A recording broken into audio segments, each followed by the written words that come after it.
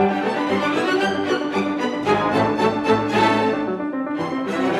right, everybody.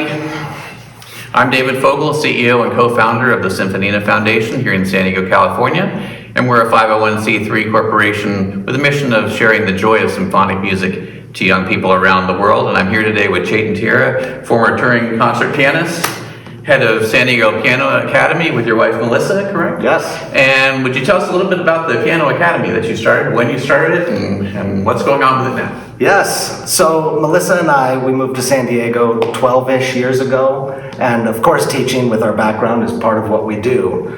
And it just got to the point where our studios were growing so much that we hired some other teachers to work with us. Then we branded it as the San Diego Piano Academy, and now we have over 150 students, 7 teachers, and growing, and it's pretty exciting. From what I understand about your academy, it's focused mainly on very serious piano players, but you still try to have fun with it. Yes, it caters to all, really. Intermediate to serious. Certainly my students are of the more serious variety, but we have a teacher, I think, that can cater to most students. And would a beginner be a good candidate to come to you in order to get the training that you want them to have, or would you rather pick them up later? We will have a teacher for that student. You'll have a teacher for that student. Okay, and I understand your students have gone on to many competitions, and can you tell us about any maybe recent students that have done that? Sure. I just graduated a student to the Peabody Conservatory studying with Richard Good. I'm quite proud of that. He's one of the greatest pianists in the world.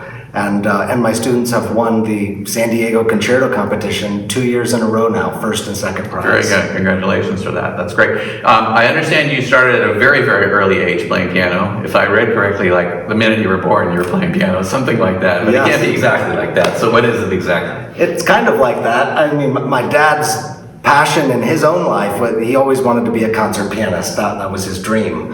And so when my mom was pregnant with me, he would play Bach to her belly, the things like that. Mm-hmm. I was born at home, and within 1 hour of being born, I was wiped off and I was tied around his lap. And so I had that visual within an hour where he would play, but I would see that perspective. And then eventually, maybe a year or so in, he'd stop in the middle of some Chopin, point to the next note, and I would play it. Nice. And he sat with me every day till I was 8 and got a more traditional teacher. Yeah. Now I think when you're introduced to something that young, it can go 3 ways. One is really good, one is not so hot, and the other one is terrible. So I guess the question for me is, you obviously have a passion for it, and you always did have a passion for it. Did you ever find yourself having to fight to stay motivated to keep going with it, or was it always just, no, this is what I want to do? It depends on the month, and I still feel that way. Okay. Right. It's art, right? So sometimes you're at the bottom of the sea, and other times you're at the top of the mountain. Yeah. So what do you do with your students to help them stay motivated? Because I'm sure, when you're a dedicated professional, as you are your whole life, to mastering this instrument, it means everything to you. And when someone else is coming up and they want to be a proficient player, it may not mean quite as much to them at that time. And I think, it's reasonable that as we grow up, we get to be having other responsibilities that get in the way of the things that we have passions for. So what is your recommendation for having people prioritize that and stay with things that they're trying to do? Sure. Well, it depends on the student. The serious students, I like to think I help build a lot of confidence in them while being very real. Let them know, well, you have months of this kind of work to get there, so years in some cases. But I think if they're diligent, then they get to stick around in my studio. So I guess that would be the other way to motivate. Is you're not motivated for a couple months? Well, it's not for you. Yeah, there's a saying in sports, and I think it's pretty true for tennis that I play. When you have an injury and you take a month off, it can take you a month to get back to where you were. If it's 3 months, it can take you 3 months to get back to where you were. So do you think that's true in piano or other musical instruments too? Certainly. You have to ramp up, because if you're really after it, you got to practice sometimes 6, 8, 10 hours a day. Yeah. But if you went from 0 to 8, you're going to get injured. It's as simple as that. So you have to ease your way and build that endurance. Yeah, I know even some saxophone players that I follow, 2 of them, Dave Koz and Kenny G. Not the hugest Kenny G fan, everybody, but he's a talented player. Kenny G practices 3 hours a day, Yeah. and I think he's in his late 60s at this point, and he's been practicing 3 hours a day every day. Yeah. And if you see an interview like between Dave Paz and Kenny G, Dave's like, I don't practice much at all. I play, and the playing's the practice.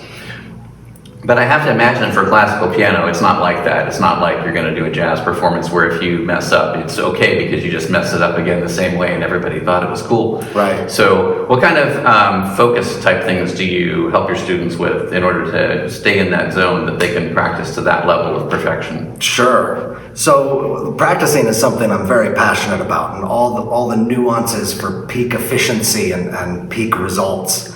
You have to take a lot of breaks. You can't go past your attention span. Otherwise, the risk of practicing bad habits sets in. Then you have to travel the opposite direction to undo them. So it's more about efficiency than it is lots of long hours. It's about making that hour count. That being said, yes, you have to practice 6, 8, 10 hours a day when you're a growing pianist trying to become a professional.